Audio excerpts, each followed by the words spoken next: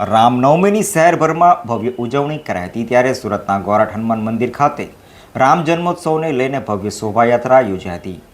ચૈત્ર સુદ નવમીના પાવન દિવસે પ્રભુ શ્રી રામના જન્મોત્સવ નિમિત્તે સુરતમાં ભક્તિનો માહોલ છવાઈ ગયો હતો। રાષ્ટ્રીય મહિલા પરિષદ દ્વારા આયોજિત આ ભવ્ય શોભાયાત્રાનું પ્રસ્થાન દ્વારકાધીશ સોસાયટીથી સવારે 9 વાગ્યે કરવામાં આવ્યું હતું। શ્રી રામ સ્તુતિથી કાર્યક્રમનો મંગળ પ્રારંભ થયા બાદ મહેમાનોનું સ્વાગત અને આશીર્વચન યોજાયો હતો।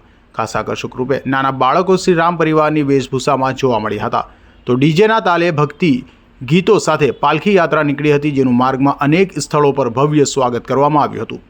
યાત્રા ગોરાટ હનુમાન મંદિરે પહોંચીને આરતી અને આશીર્વાદ સાથે પૂર્ણ થઈ હતી અને ત્યારબાદ તમામ ભક્તો માટે મહાપ્રસાદીની વ્યવસ્થાનું પણ આયોજન કરવામાં આવ્યું હતું।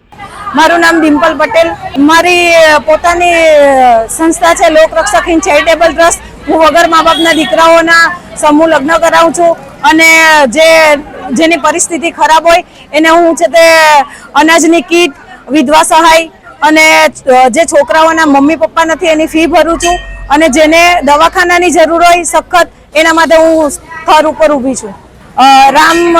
રામનવમીની યાત્રા શોભાયાત્રા કાઢી હતી અમે પાલનપુર પાટિયા ગણપતિ મંદિર પાસેથી અને ગોરાટ મંદિર સુધી અમે લઈને આવ્યા છે। મારું નામ શિવાની પંચાલ છે, હું વોર્ડ 11 માં પ્રમુખ છું। અહીંયા રામ જન્મભૂમિ આજે શ્રી ગણેશ મંદિર છે પાલનપુર પાટિયાથી, ત્યાંથી ગણેશ આપણે હનુમાન ગોરાટ 4 રસ્તા સુધી અહીંયા એમની ભવ્ય રથયાત્રા નીકળી હતી। એમાં અમે લોકો આજે ખૂબ સરસ આયોજન કર્યું છે। એમાં નાના નાના બાળકો આજે સરસ રંગભૂષામાં રામ, લક્ષ્મણ, જાનકી અને હનુમાનજી બન્યા છે। આરાધ્ય દેવ પ્રભુ શ્રી રામચંદ્રજીના જન્મોત્સવને લઈને શહેરભરમાં અનેક આયોજનો કરાયા હતા અને ભક્તિભાવપૂર્વક રામનવમીની ઉજવણી કરવામાં આવી હતી।